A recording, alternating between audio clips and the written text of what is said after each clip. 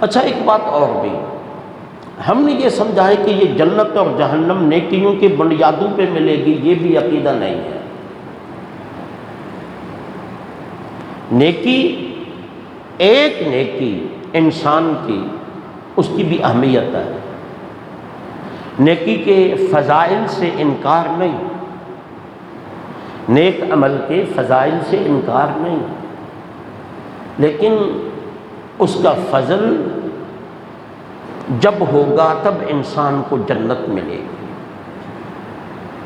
اگر کوئی یہ سمجھ رہا ہے کہ میں نماز کے بدلے میں جنت میں جاؤں گا تو بے وقوف ہے۔ اگر کوئی یہ سمجھ رہا ہے کہ امامے یا داڑھی کی وجہ سے میں جنت میں جاؤں گا تو نادان ہے، کیونکہ آپ کا جو سارا نیکیاں ہیں نا، ساری کی ساری نیکیاں ہیں، ان کے لیے تو اللہ کی ایک نعمت وہ دنیا میں بدلا ہے، ساری نیکیوں کا۔ ایک آنکھ کی نعمت ہے، اگر یہ نہ ہو تو کبھی اس کی اہمیت کا اندازہ لیا ہے، لگایا ہے کبھی ہم نے؟ یہ کان کی نعمت ہے، اس کی افادیت اور اس کا مقام تو ان سے پوچھو جن کو کم سنائی دیتا ہے۔ اگر یہ انگلیاں بھی ہماری موو نہ ہوتی تو ہم کتنی تکلیف میں سے ہوتے، نہ چمچ پکڑ سکتے، نہ گلاس پکڑ سکتے، نہ روٹی کا نوالا منہ میں ڈال سکتے۔ جی اگر یہ یوں نہ ہوتی، یہ موو نہ ہوتی تو ہماری زندگی تو اجیرن بن جاتی۔ ہر وقت ہمیں کسی اور آدمی کے، کسی اور سہارے کی ضرورت ہوتی۔ تو ساری زندگی کی نیکیاں، آقا کریم نے فرمایا کہ قیامت کے دن ایک شخص کو کہا جائے گا کہ میرے فضل سے ان کو جنت دے دو۔ وہ عرض کرے گا مولا تیرا فضل تو قبول ہے، لیکن مجھے تیرے عدل سے جنت چاہیے کہ میں نے زندگی بھر تیری عبادت کی ہے، میں نے کوئی گناہ نہیں کیا۔ حضور فرماتے ہیں کہ وہ گناہوں سے بچنے کے لیے ایک جزیرے میں سمندر کے درمیان جو پتھر ہوتے ہیں، ایک بڑی چھوٹی سی پہاڑی پہ بیٹھ گیا اور 83 سال تک ایک روایت کے مطابق اس نے وہاں بیٹھ کے عبادت کی اپنے رب کی۔ وہ پورے جزیرے میں ایک ہی بندہ تھا تو گناہ کیا کرے گا؟ جتنی زیادہ آپ کے لوگوں سے ملنا جلنا ہوگا اتنا زیادہ آپ سے گناہ ہوں گے۔ یہ جو اولیاء اللہ دنیا کو چھوڑ کے بیابان اور جنگلوں میں چلے جاتے تھے، کیوں؟ جب دو بیٹھیں گے تو باتیں ہوں گی، باتیں ہوں گی تو ہمیشہ سچ تھوڑا اور محدود ہوتا ہے، پھر جھوٹ، پھر غیبت، پھر الزام تراشی، پھر بہتان بازی، پھر لفاظی، چارب زبانی، چالاکیاں سب شروع ہو جاتی ہیں۔ لیکن میں اکیلا ہوں، میرے ساتھ کوئی بات کرنے والا نہیں، میرے پاس موبائل بھی نہیں، تو ان گناہوں سے تو بچا رہوں گا، غیبت کے گناہ سے۔ تو وہ اکیلا تھا، 83 سال تک اس نے عبادت کی۔ مولا میں نے تیری بہت عبادت کی، میں نے زندگی کا اکثر حصہ تیری عبادت میں گزارا ہے، تیرا ہی فیصلہ ہے کہ جن کی نیکیاں زیادہ ہوں گی میں انہیں جنت میں بھیج دوں گا۔ اس فیصلے کی بنیادوں پہ جنت تو عدل سے دے دے، بقیہ جو فضل تمہیں کرنا ہے مجھ پہ کر لینا۔ یعنی وہ فضل کے بدلے میں جنت سے اوپر کچھ اور مانگنا چاہ رہا تھا۔ میں نے یہ سمجھا، آواز آئے گی اس کو دوزخ میں بھیج دو۔ مولا میں نے اتنے سال عبادت کی، اب ہم کہاں جائیں گے؟ ٹوٹی پھوٹی نمازیں پڑھ کے جو دل میں شیطان تکبر پیدا کر دیتا ہے کہ میں اچھا ہوں، غلاظت سے بھری زندگی ہے، گناہوں سے بھری زندگی ہے، ایک دو نیکیاں کر لی تو پھر وہ جو ذہن میں آ جاتا ہے میں اچھا، میں علامہ، میں مولانا، میں حافظ، میں قاری، میں مفتی، میں حاجی، میں متقی، میں پرہیزگار، میں داڑھی والا، میں امامے والا، میں مسجد میں جاتا ہوں، میں نماز پڑھتا ہوں، میں مسجد کی خدمت کرتا ہوں، میں مسجد کی امامت کرتا ہوں، خطاب کرتا ہوں، وعظ کرتا ہوں، جھاڑو لگاتا ہوں، صفائی کرتا ہوں۔ اگر ان نیکیوں کی بنیادوں پہ میں نے تکبر کیا نہ، یاد رکھیے میرے دامن میں کچھ نہیں بچا۔ اس سے بہتر تھا میں ہاتھ خالی ہوتا۔ جس عمل میں اخلاص نہیں اس میں کچھ نہیں۔ اخلاص اس چیز کا نام ہے، ہر چیز خدا کے لیے۔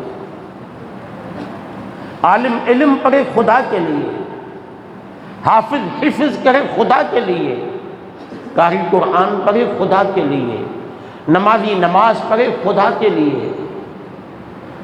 حضور نے فرمایا کہ آسمان پہ اس شخص کو پلیت کے لفظ سے یاد کیا جاتا ہے، نجس کا لفظ ہے، نجس۔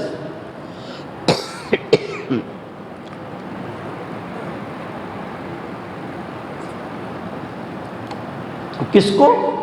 آسمانوں پہ کس شخص کو پلیت کے نام سے یاد کیا جاتا ہے؟ فرمایا اس کے لیے جو علم تو پڑھتا ہے اس نیت سے کہ لوگ اسے عالم کہیں، قرآن تو پڑھتا ہے اس نیت سے کہ لوگ اسے قاری کہیں، جہاد کیا اس نیت سے لوگ اسے مجاہد غازی شہید کہیں، مسجد بنائی اس نیت سے کہ لوگ انہیں سخی کہیں، خیرات کی اس نیت سے کہ لوگ واہ واہ کریں۔ یار میلاد میں 20 جگہ بناتا ہے، اپنے گھروں کے ہی سامنے یہ سب کچھ کر لینا، واہ واہ لینا لوگوں سے، سچ بتائیں کہ یہ عادت ہماری نہیں؟ جب اللہ کے لیے کرنا ہے تو چھپ کے ہم کیوں نہیں کرتے؟ اللہ کے لیے دینا ہے تو خاموش کیوں نہیں دیتے؟ غریبوں کو دے کے ہم ان کی مذاق کیوں اڑاتے ہیں؟ انہیں ذلیل رسوا کیوں کرتے ہیں؟ فوٹو سیشن کیوں ہوتا ہے؟ موویاں کیوں ریکارڈ ہوتی ہیں؟ سیلفیاں کیوں بنتی ہیں؟ یہ سب اللہ کے لیے ہوتا تو ایسا نہیں ہوتا۔ میں معافی چاہتا ہوں، میں معافی چاہتا ہوں، میرے پاس یہی ہے جو آپ کو بتا سکتا ہوں، اس کے علاوہ کچھ نہیں۔ کسی کی دل آزاری ہوئی تو معافی چاہتا ہوں۔ یار ہمارا عمل خالص اللہ کے لیے نہیں، ہم دنیا دار بن چکے ہیں، ہمارا سارا عمل دنیا کے لیے۔ فرمایا اس شخص کو فرشتے نجس، اگر وہ بہت سارے ہیں تو انجاس کے لفظ پہ انہیں پلیتوں کے لفظ سے یاد کیا جاتا ہے، جو عمل خالص اللہ کے لیے نہیں کرتے اور جو کرتے ہی نہیں۔ ہم نے گریبان میں جھانکا،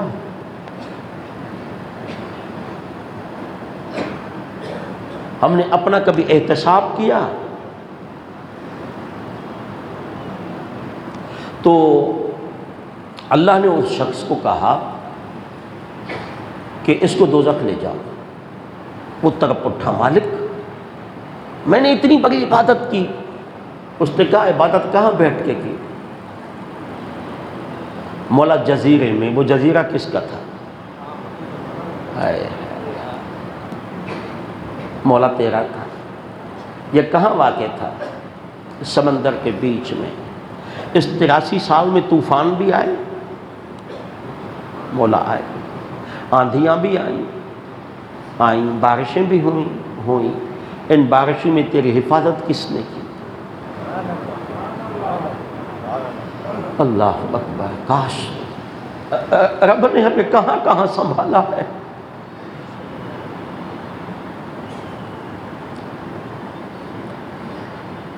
کہاں کہاں پہ اس رب نے ہماری حفاظت کی ہے، کن کن مصیبتوں سے اس نے بچا کے رکھا ہے۔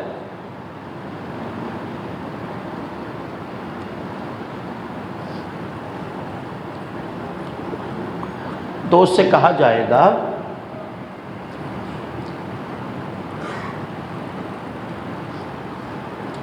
پانی پیتا تھا؟ ہاں مولا۔ کہاں سے؟ مولا اس جزیرے میں سے ایک میٹھا پانی کا چشمہ تھا، چاروں طرف سمندر کا کڑوا پانی تھا، لیکن جزیرے میں اسی میں ایک میٹھا پانی کا چشمہ تھا، اس سے میٹھا پانی آتا تھا، میں پیتا تھا۔ اللہ نے فرمایا اس کڑوے پانی میں اس کو میٹھا کس نے بنایا تیرے لیے؟ کھاتا بھی تھا؟ ہاں مولا، کیا کھاتا تھا؟ مولا اس کڑوے پانی کے درمیان ایک انار کا درخت تھا جو 12 مہینے ہی مجھے انار دیتا تھا، بغیر موسم کے دیتا تھا۔ اللہ نے فرمایا یہ تیرے لیے اہتمام کس نے کیا؟ مولا تو نے کیا۔ کہا اگر حساب پہ آؤ گے اس ایک انار کی قیمت میں تیری 83 سال کی عبادت تو چلی جائے گی۔ حساب پہ آؤ گے اتنی ساری عبادت تو ایک انار کا بدلہ ہے، بقیہ جو کچھ میں نے کیا وہ دنیا میں تجھ پہ میرا فضل تھا۔ تو تڑپ کے کہا مولا غلطی ہو گئی، وَهُوَ الْعَزِيزُ الْغَفُورُ، مولا غلطی ہو گئی، مجھے معاف کر دے۔ مولا غلطی ہو گئی، مجھے معاف کر دے، میں تیرے فضل سے تیری جنت کا طالب ہوں۔ حضور جب سنا رہے تھے کہ رب کے فضل کے بغیر کوئی جنت میں نہیں جائے گا کوئی، تو صحابہ نے پوچھا تھا یا رسول اللہ کیا آپ بھی؟